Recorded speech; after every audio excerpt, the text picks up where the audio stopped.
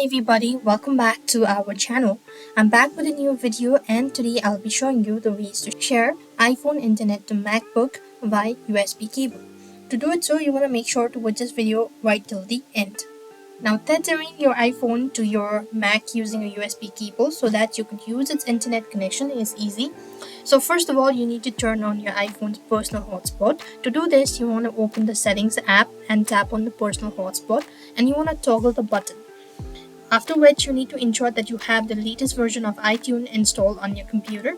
Then you want to connect or tether your iPhone to your Mac using a USB cable. Whether you do this, iTunes should immediately recognize your device. If the alert appears asking if you trust this computer, click on the trust button. Now it's time to get you connected. So open your system preferences on your Mac, then click network and select iPhone USB.